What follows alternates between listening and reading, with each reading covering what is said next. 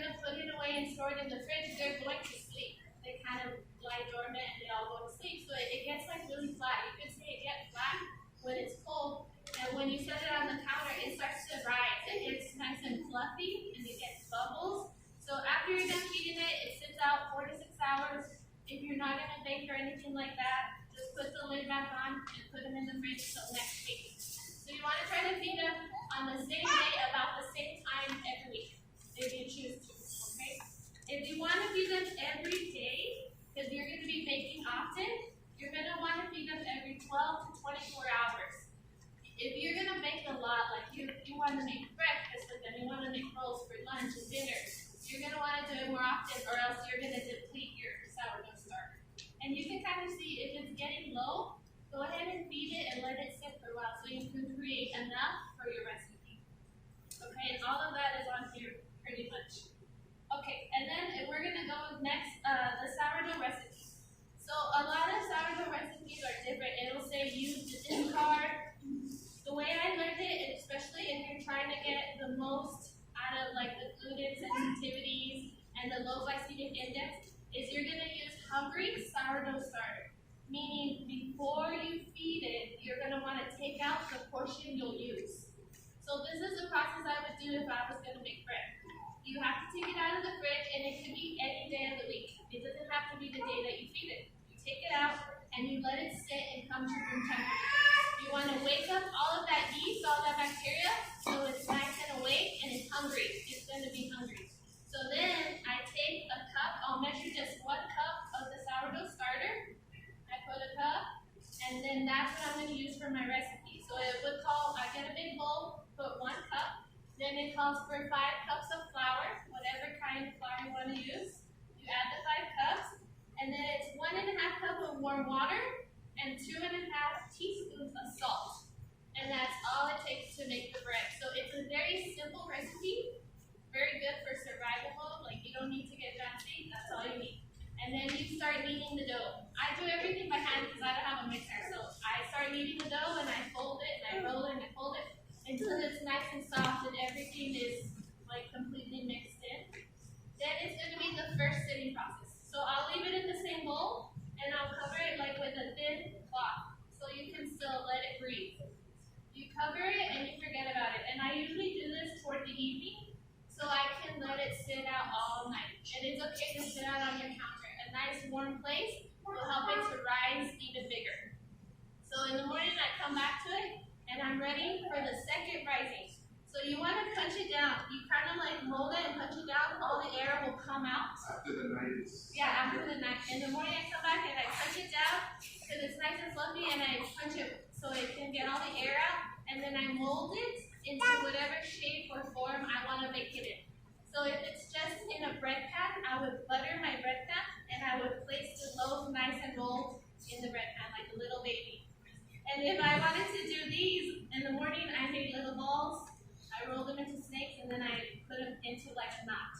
So this is what I did this morning. Then you have to let it sit for another rising. And you can do it for as long as you want, 4 to 8 hours. The longer you let it sit, the better it's going to be for you. Because it's going to have less of the gluten and less of the sugar. So really it's up to you on your time. If you're crunch on time and you want to bake them in 2 hours, that's okay. They'll still come out good. So you let them rise and now they're like really nice and puffy, fluffy, and then you're ready to bake them, okay? So I learned a trick about baking sourdough bread. Since sourdough bread originally was like started in San Francisco where it's nice and humid, to prepare your oven, you're going to want to put like a big dish or pan off the bottom of the oven with water. Fill it up with water and start the oven really high, like at 500, to get it boiling to create steam. Once you see your oven steaming, bring it down to the temperature you're going to bake at and put your bread in. What's the baking? So I do 425 for 30 to 35 minutes, 425. And I let the pan in there with all of the humidity and the mist while you break your bread. So I don't know if it kind of melts it. It comes out really good and nice like that. So you can do that. And then once you have a nice golden brown, like deep golden brown, then you know they're ready. Okay, and then you can just slice them up and eat it. And we store ours out on the counter in a Ziploc bag, and they're good. Like, they don't go bad. Eat them soon enough though. Yes? You have a question? Whenever you have like different loaves, though, don't mix them because if one goes bad, it will jump to the other. Okay, if you like if you make a loaf from last week and then you make a new loaf, just keep them in separate bags so it doesn't like make the other loaf. I also learned recently that you shouldn't use unbleached flour. So keep that in mind because you shouldn't use bleached flour. Bleached flour because it takes away all the bacteria. Yeah, it'll kill the bacteria. I learned that the best bread to use is actually, or the flour is they make bread flour. Yeah, they use artisan. all-purpose, but they make bread flour, which comes out like fluffier, softer.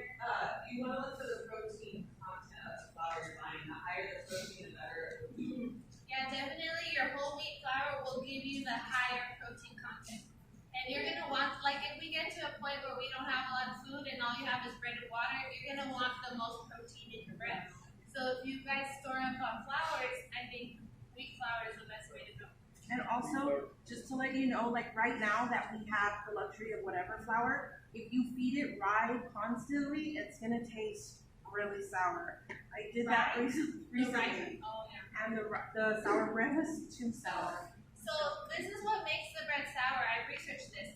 Sometimes if your sourdough starter is unhealthy, you'll take it out of the fridge and you'll see like a kind of murky, dark liquid form on the top. Before you mix it, it's kind of gray. It's kind of like just sits at the top, and all of the white is at the bottom. If that happens, don't panic. It's not bad. That's called outage. They call it outage. So it's the fermentation water. It's the water that's all fermented.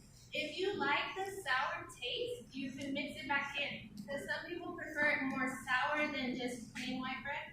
So you mix it back in, it's fine. What it's telling you is that it's hungry. You need to feed it more often or you need to feed it more. It's asking you for more. So you could mix it back in, and then this time for the feeding, you might do a little bit more, like instead of the half cup, do a cup.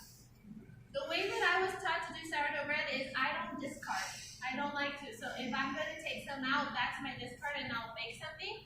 But I keep all of my starter because I want to use it. So if you keep the starter, just realize since this is a larger volume, you're going to feed it a larger amount of food. So just kind of measure out how much you're going to need to feed it for the amount that you have. If you do discard, what the discard tells you to do is take out everything except 1 cup. Discard all down to 1 cup, and that's what you would keep, and you would feed it the half and half cups of flour to water. But I keep it also, I just feed it enough, and then by the time I bake again, I'm down to like a small amount, so I just don't discard it. But you can if you like to. I haven't done super well doing this, but I do try to do it. But one recipe my kids love is if you type in discard starter tortillas. Because you use the discard and make homemade tortillas with them, make sourdough tortillas that are Yeah, you can make anything. The cool part is like, I thought, for a long time I thought sourdough bread was just sour so you could just have bread. But you could have sweet things, like muffins, cookies, waffles. You can incorporate the sweetness and they still come out really good. What do you do with the outage? I like to mix it in. So if you want it sour, I mix it back in and I make sure to feed it more the next time. And if I feed it well enough, when I take it out of the fridge next week, it won't have that outage anymore. But you can't throw it away. If you don't like the sour taste, dump it out. Just dump it to the point where you get all the liquid out, and then you just feed it again. So you'll start feeding it. Yes? What is a starter? The starter is this. And how do you make it? This is my sourdough starter. The way you make it is this long printout that I gave you. Or you can get it from a friend. Yeah, I'm going to give you a starter today. You can have a starter from my starter right now. All you have to have for a starter is 1 cup. 1 cup starter, and then you take it home and you start feeding it. Okay, so that starter is made from these two ingredients? Yes, these 2 ingredients start your starter. So there's different things, right? But right here she used what you have the whole wheat flour, and then sometimes they use pumpernickel or whatever in a cup of water. So a starter, basically what a starter, this is a culture. It's a culture of flour and water that grows yeast mold. You're growing mold, you're growing bacteria, but it's healthy bacteria. So that's why when you first start to make your sourdough starter, you leave it out over the course of 7 days, and you keep feeding it. Feed flour. The flour and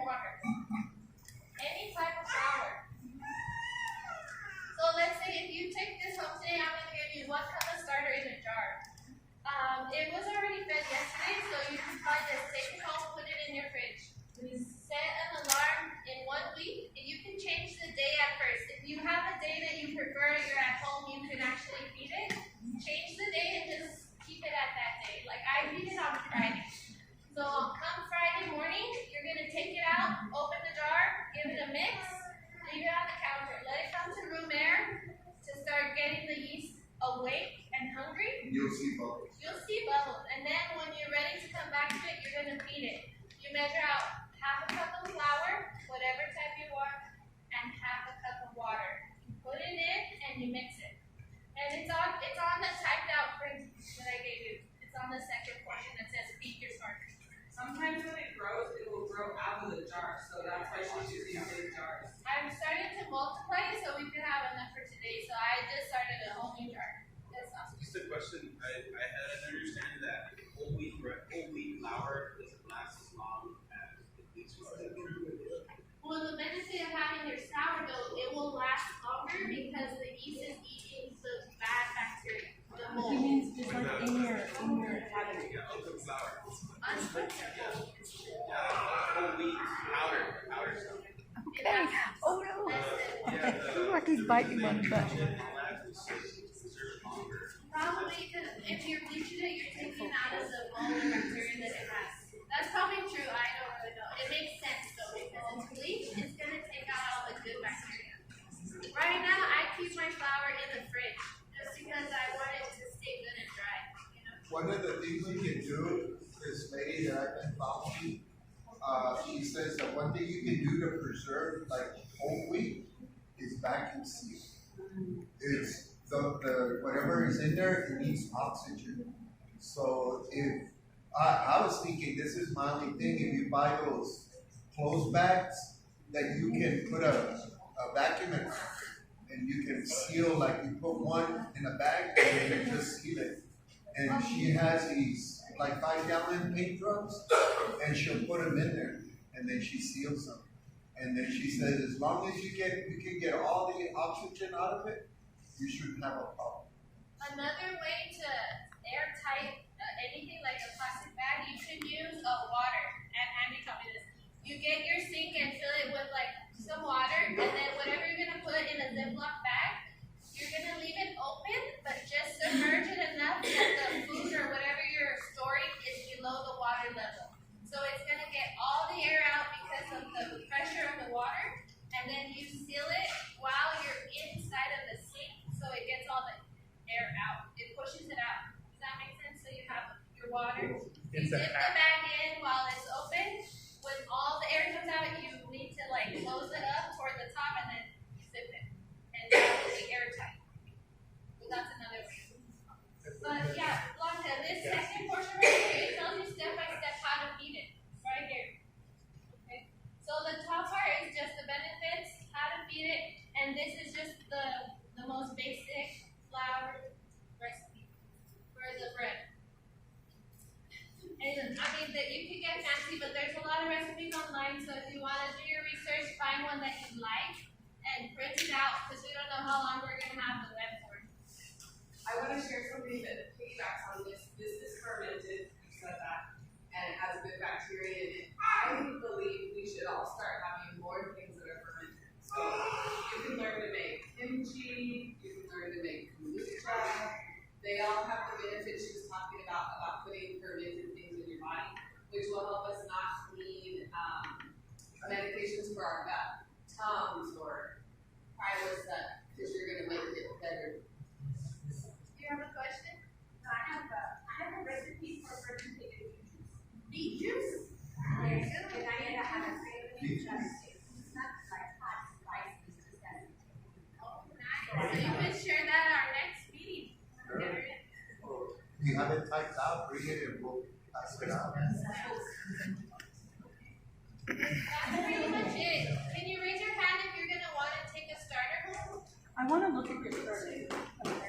Two? Okay. Marie brought jars, and if you want a jar, you didn't bring one, you can get one from her, $2 a piece. They're quart-sized jars, that's the type With you the should wide probably mouth. use. Yeah, with wide mouth. Can I look at your starter? That's perfect, yeah. I don't have $2. I don't have $2. Can I give you $2 later? All right, before we're gonna have a little quick break.